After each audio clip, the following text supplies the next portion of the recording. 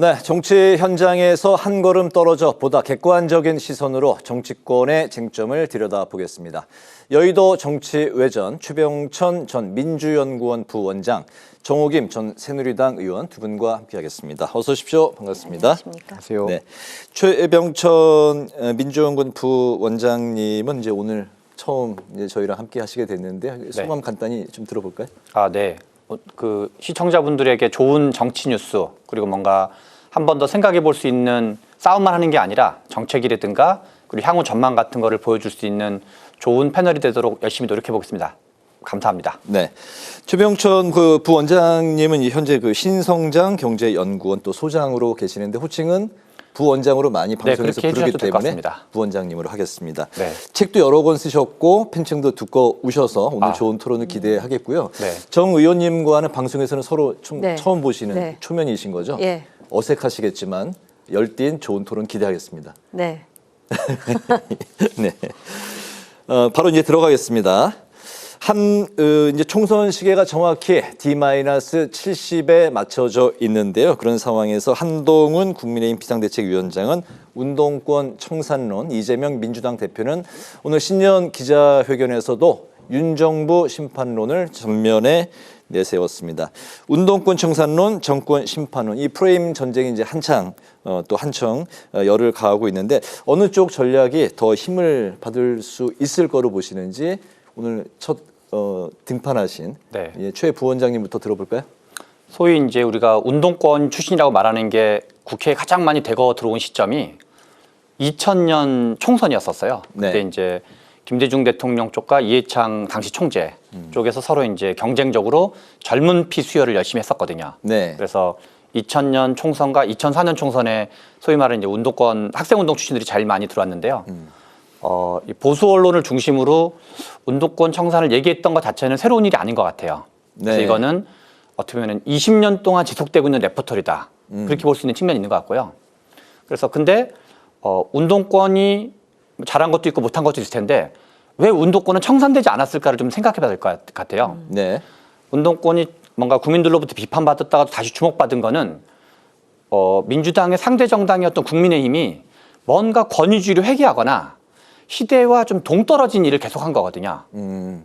지난번 박근혜 대통령 시절에는 국정농단이라든가 이명박 대통령 시절에도 여러 가지 이제 어떤 그 과도하게 권위주의적인 통치를 한 거라든가. 네. 그래서 결국 이명박 정부도 심판하고 박근혜 정부도 심판했던 것처럼 지금 윤석열 대통령의 지지율이 상당히 낮은데 아마 역대 임기 1년 반 정도 된 정치인 중에서 역대 대통령 중에서 가장 낮거든요, 지금. 그리고 윤석열 대통령의 특징은 국민의힘 정당 지지율보다 더 대통령 지지율이 낮다는 게 특징이에요. 네. 국민의힘 지지자들도 윤석열 대통령이 뭔가 마음에 안 드는 거죠. 그래서 민주당이 잘못하고 있는 게 부분적으로 부족한 게 있을 수 있는 건 사실이지만 운동권 청산을 얘기할 게 아니라 반성하고 혁신하는 게 훨씬 더 중요하다. 그래서 국민의힘과 윤석열 대통령이 반성하고 혁신하는 걸 하면 운동권 청산을 하지 말래도 될 거고 반성과 혁신을 하지 않고 남 탓만 하면 네. 국민들이 거기에 좋은 점수를 줄 가능성은 거의 없다고 보여지는 거죠. 그러면은 어쨌든 뭐 그 당 입장에서는 총선 전략으로 프레임을 하나 만드는 게 유리한 거 아닙니까? 국민의힘 입장에서는 어떤 프레임이 그럼 뭐 좀 적절하다고 생각하시는 게 있으실까요? 프레임의 문제일 수도 있겠지만요. 네. 국민들이 가장 원하는 게 뭘까? 지금 한국 정치를 통해서 윤석열 정부에서 아쉬워하는 게 뭘까? 네. 제가 생각하기에는 하나는 뭔가 이렇게 윤석열 대통령께서 나라 일을 헌신적으로 열심히 하는 느낌보다는 술을 좀 더 좋아하시고 어떤 이제 그 와이프에 대한 사랑이 좀 더 많은 걸로 느껴지는 거거든요. 이제 그걸 뭐 좀 이렇게 가족에 대한 사랑. 그래서 윤희숙 전 의원도 그런 말씀하셨는데 가족보다 나라를 더 사랑한다는 걸 입증하셔야 된다. 그래서 민생 제일주의 같은 걸 오히려 좀 내세워서 뭔가 정책 드라이브를 열심히 한다든가. 네. 그리고 뭔가 좀 그동안 부족했던 거는 뭐 과감하게 사과할 건 사과한다든가. 그런 모습을 보여주면 뭔가 이렇게 갸우뚱했던 뭔가 민주당에도 아쉬운 점이 있는데 윤석열 정부는 차마 지지하지 못하겠던 가운데 유권자가 많이 있거든요, 지금. 네. 그런 게 중요한 거지. 민주당을 막 헐뜯고 운동권이라고 말하고 등등 그게 뭐 옳다 그르다를 떠나서 과연 효과가 있을까 그런 의문이 드는 거죠. 알겠습니다. 좀 길게 들어봤는데 국민의힘 입장에서는 운동권 심판론은 기존에도 이제 있었던 거고 현재의 시대 정신으로는 그것보다는 윤석열 대통령이 강조해왔던 공정과 정의 그리고 이제 민생을 챙기는 쪽으로 가는 전략이 더 맞는 거 아니냐 그런 이제 말씀을 하셨습니다. 국민의힘에서 저 최 소장님을 네. 전략 전문가로 영입해야 영입을 해야만 그런 개인적으로 생각을 하고요. 저도 그 생각을 했어요. 클린턴이 네. 그렇게 개인적으로 추문이 많았는데 두 번이나 그러니까 재선에 성공한 대통령이 된 이유가 애초에 자기가 출마하면서 stupid, it's the economy, 바보야, 문제는 경제야라고 얘기했거든요. 네. 바로 그거예요. 그러니까 우리 경제라는 용어를 우리식으로 해석하면 바로 민생이죠. 그리고 사실은 윤석열 대통령이 요새 다니면서 민생 토론회를 해요. 근데도 그게 왜 그렇게 각인이 되지 않느냐에 대한 반추는 필요할 것 같고요. 네. 운동권과 관련해서는 그동안 문재인 정부 5년 동안 그 운동권과 관련한 많은 생각을 하게 만든 사건이 있었죠. 조국 전 장관도 그렇고 또 최근에 송영길 전 대표 얘기도 그렇고요. 운동권과 관련한 많은 얘기가 있었는데 운동권도 사실은 그 운동권이 대한민국 민주화의 한 축이 되었다는 걸 부정하기는 어려워요. 그리고 운동권을 저렇게 도매금으로 한 번에 다 일반화시키는 것도 분명히 문제가 있어요. 그리고 실제로 문제가 되는 사람들은 진실한 의미의 운동권이라기보다는 유사 운동권 그 사람들이겠죠. 그래서 제가 볼 때는 지금 여론조사를 해보면 여전히 정권 심판론이 높거든요.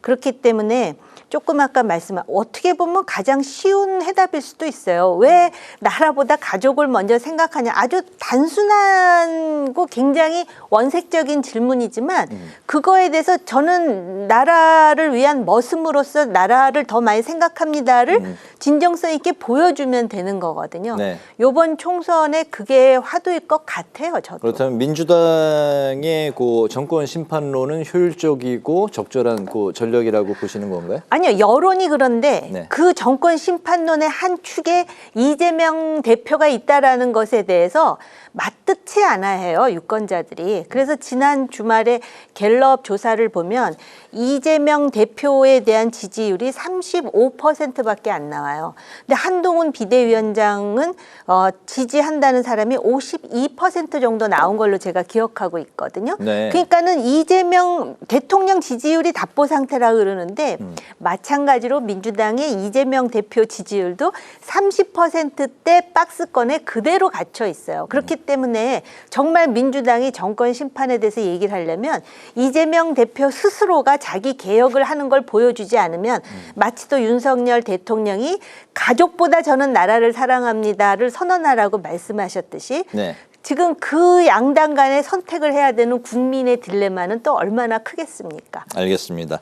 총선에서 양당의 이제 총사령관이라고 할 수 있는 한동훈 비대위원장 그리고 이재명 대표 말씀을 이제 하셨는데 당 내에서도 이제 그 두 분에 대한 그 논란이 이제 불거져 나오고 있는데 우선 그 한동훈 위원장을 보면 김경률 비대위원에 이어서 이번에 윤희숙 전 의원을 직접 이제 거명을 하면서 이번에도 역시 이제 내리꽂기 일명 그 사천 논란이 이제 또 나오고 있는 상황인데요. 그런 이제 그 당내 의견 또 외부의 그런 논란에 대해서 한동훈 비대위원장은 직접 그럼 내가 판사처럼 가만히 있어야 되느냐 그런 의견은 감수하겠다 이렇게 이제 일축을 했습니다. 이 대답 좀 어떻게 보십니까? 이게 정치라는 게 되게 재미있는 분야인데요. 정치는 과정은 뭐 크게 위법하지 않은 범위 내에서 철저하게 결과로 말하는 산업으로 봐야 돼요. 아 결과요? 그렇죠. 그래서 한동훈 비대위원장이 김경률 비대위원과 윤희숙 지금 전 의원을 이제 약간 이제 뭐 사천 논란을 감수하면서라도 한 게 그게 국민의힘 선거 승리에 도움이 되냐 안 되냐가 실은 판단의 기준으로 봐야 돼요. 네. 김경률 비대위원과 윤희숙 전 의원과 경선인 후보가 있을 수가 있거든요. 네. 그 후보들 입장에서는 야 왜 좀 이게 상대방을 띄워주냐 나랑 경선해야 되는 판국인데 네. 그래서 나한테 그건 불리한 거 아니냐라고 그분들 입장에서 정당하게 제기하실 수 있는 문제이고 네. 그리고 또 너무 이제 과하면 안 되겠죠. 이제 오늘 권영세 의원께서 이제 그런 이게 뭐 어느 정도 그러는 건 이해가 되지만 좀 과하다 네. 그런 표현을 썼는데 좀 과하지 않는 범위에서 하는 게 바람직하겠다라는 비판은 적절한 것 같아요. 네. 그런데 이 지금 현재 전체 서울이 이제 49개 선거구가 있는데 네. 서울에서 가장 중요한 데가 선거에서 이번에 그 선거에서 가장 격전지가 될 걸로 예상된 데가 한강벨트라고 불리는 지역이에요. 네. 그래서 지금 중구 성동 갑을 그다음에 마포 갑을 이런 데가 다 한강벨트 지역이거든요. 네. 그래서 이런 한강벨트를 중심으로 어떤 포스트를 두고 있는 거, 수를 두고 있는 것 자체는 제가 보기에 적절하게 하고 있는 걸로 보여져요. 네, 알겠습니다. 그래서, 네. 네. 한강벨트 그 중에서 이제 그 마포갑 말씀을 하셨는데 바로 이 지역에 이제 최승재 의원이 한동훈 이제 위원장을 겨냥해서 유명 스타 감독이 기존 멤버를 배제하는 상황이다. 굴러온 돌이 박힌 돌을 빼내는데 그동안 열심히 이렇게 뭐 당을 위해서 헌신하고 열심히 했던 사람이 이런 식으로 배제하는 분위기를 만들면 누가 헌신하겠냐 이런 발언을 했습니다. 바로 이 지역에는 시대정신에서 영입을 한 조정훈 의원이 인재 영입 이제 위원으로 활동하고 있죠. 그리고 출마 준비하고 있고 이용호 의원, 신지호 전 의원도 같이 이제 출마를 이제 결심한 그 지역인데 뭐 어떻게 보세요? 이런 발언들에 대해. 제가 이 부분에서는 최 소장님하고 조금 생각이 다른 부분이 뭐냐면 네. 정치는 정말 결과가 중요한데요. 이런 공천과 관련해서는 과정이 또 굉장히 중요해요. 이게 정당성이 없게 되면은 뿌리부터 흔들릴 수가 있거든요. 더군다나 김경률, 윤희숙 같은 사람은 지금 이런 식으로 비대위원장이 언급을 하고 띄워주지 않아도 네. 경선을 시켜도 살아남을 수 있는 사람이에요. 그래서 정당성 있게 절차를 거쳐서 경선에서 승리하면 훨씬 도드라져 보일 수 있는데 이런 식으로 왜 분란을 만드는지 자초하는지 그리고 이미 김경률, 원희룡 뭐 해가면서 벌써 몇 번째 그것 때문에 굉장히 그 나름대로 논란이 그 안에 있지 않았습니까? 상처받은 사람도 있고요. 그리고 우리 말에요. 진짜 이 총선은 정말 모든 전력을 다 써야 되고 예를 들어서 경선에서 누가 승리했으면 경선에 진 사람까지도 협조하도록 유도하는 것도 위원장의 몫인데 이건 완전히 사람을 아주 등 돌리게 만드는 식의 이런 이게 그 정치판이라는 것에 대해서 이해가 좀 부족한 게 아닌가. 그런데다가 권영세 의원이 네. 과하다는 표현을 쓰잖아요.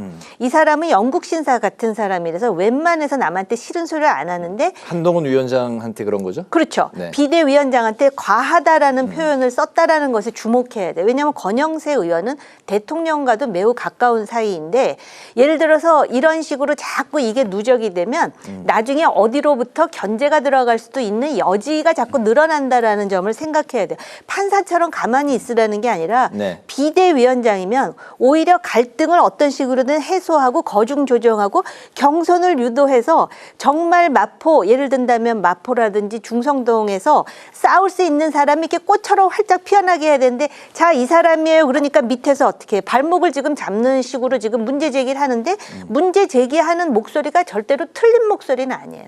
그런 점에서 저도 조금 우려가 돼요. 그렇습니다. 이번에 그 민주당 상황 이재명 대표를 보면은 오늘 그 직접 공천 면접 심사대에 이제 섰는데 오후에 이제 있었죠. 그 면접 그 심사 후에 이제 기자들 질문에 어려운 질문은 없었다 이렇게 이제 대답을 했는데요. 당 대표가 이게 공식적으로 이제 공천 면접을 직접 받는 거는 상당히 좀 이례적인 상황이 아닐까. 기존에 이런 케이스가 있었는지 그 좀 한번 찾아봐야 될 것 같은데요. 어쨌든 이제 이런 그 당대표가 공천 면접을 이제 함으로써 당내에 일고 있는 개파 공천 그리고 이제 친명 자객 공천 논란 좀 어떻게 수그러들 수 있을까요?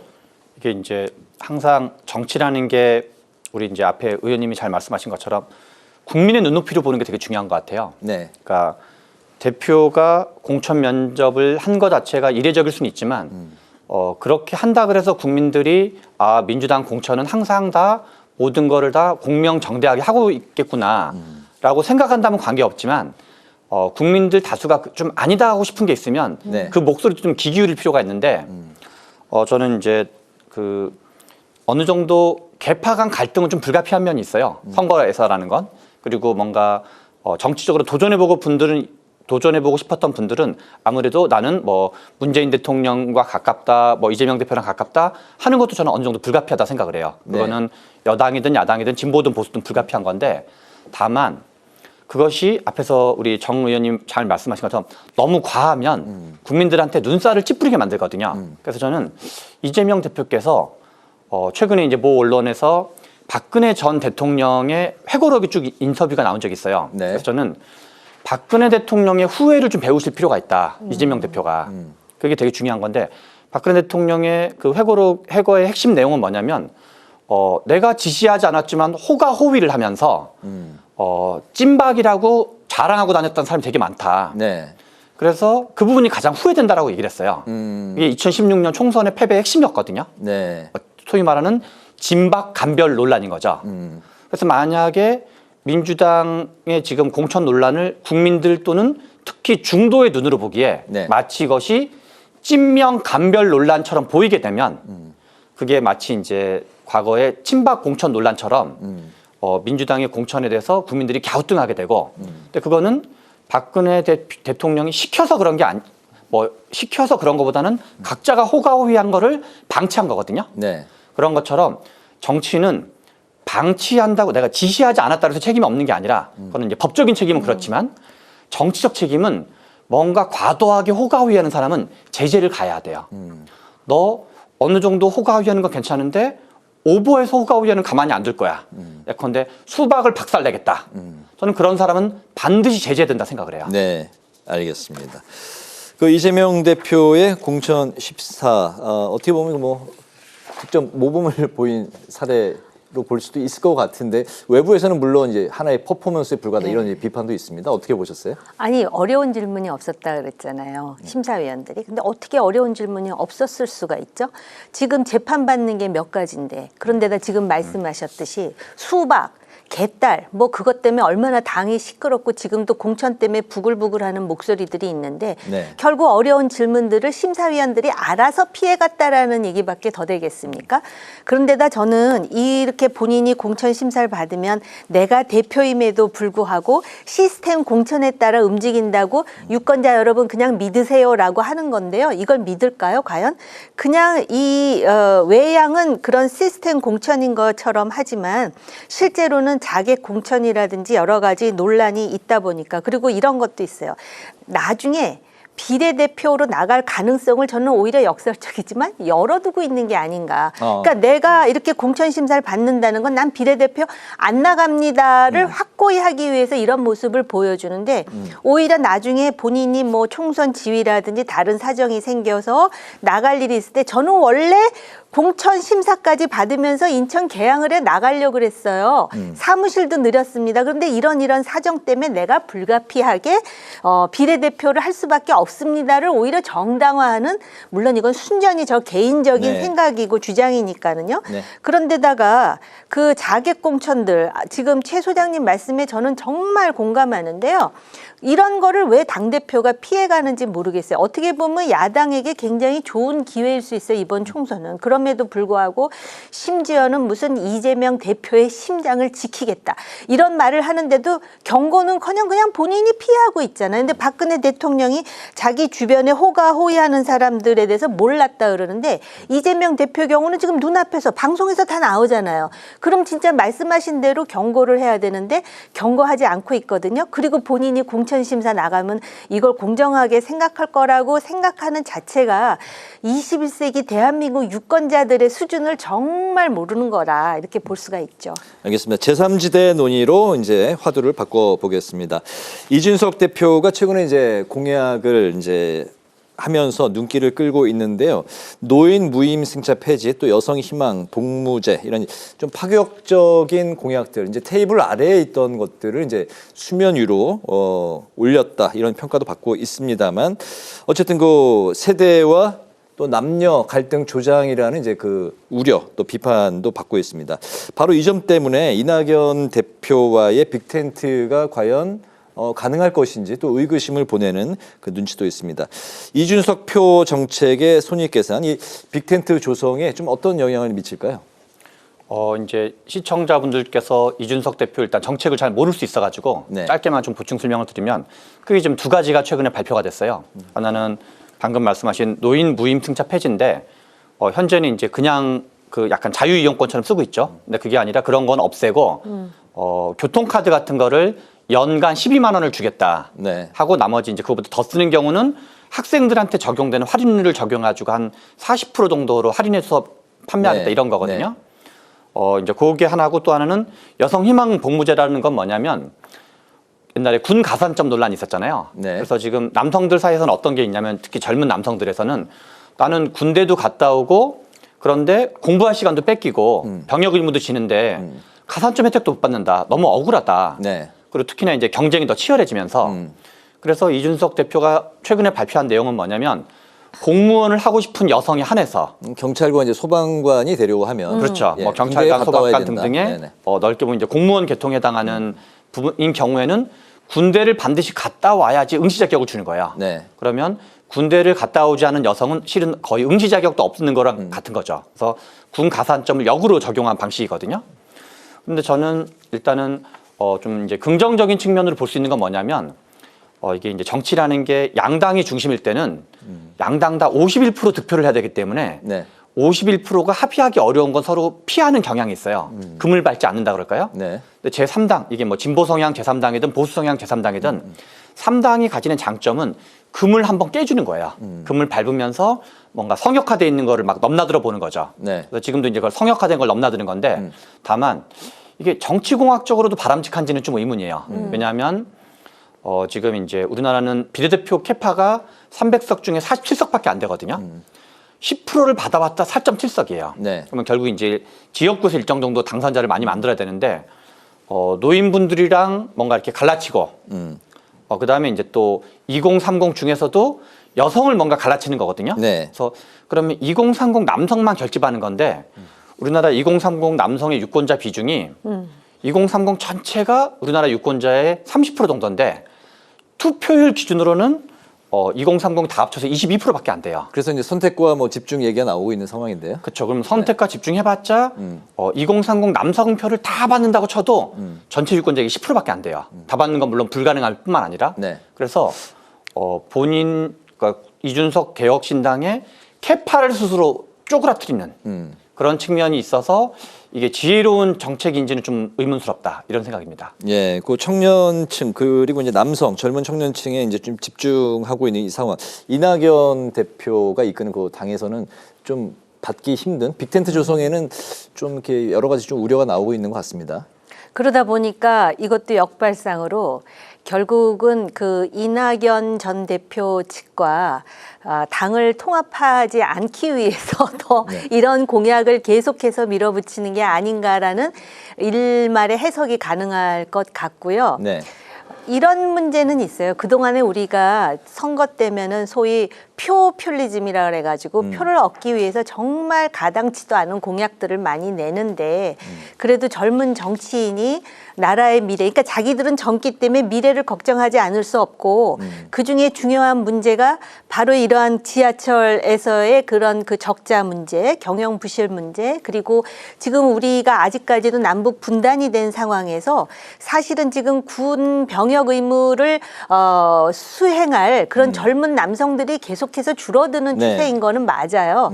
한 10년쯤 후에 많은 사람들이 그래 10년 전에 이준석이 한 말이 맞을 수 있어. 맞는 것 같아 이렇게 생각할지는 모르겠는데 네. 지금 과연 이준석 대표가 여전히 머릿속으로 세대 포위론을 생각하면서 젊은 남성의 소구력을 갖는 공약으로 만들었다면 그런 의도로 만들었다면 저도 역시 최 소장님과 같은 생각이에요. 과연 이게 얼마나 지금 현재 시점에서 효과가 있을까 싶은데요. 네. 미래지향적으로 본다면은 어쨌든 던진 거예요. 화두를 던진 것이고 기성 세대들도 이런 문제가 있었지. 아마 제가 볼 때는 이준석이 그다음에 연금 문제를 건드리지 않을까 싶거든요. 네. 이런 문제가 정말 우리가 지금 당장 그 문제에 대해서 그 대안을 생각하기에는 머리가 아프지만 이걸 지금 고민하지 않으면 나중에 더 큰 그러한 도전에 우리가 직면할 수 있다라는 있는 점에서는 뭐 의의가 있다고 봐야 되겠죠. 알겠습니다. 선거제 개편 논의로 이제 가보겠습니다. 민주당이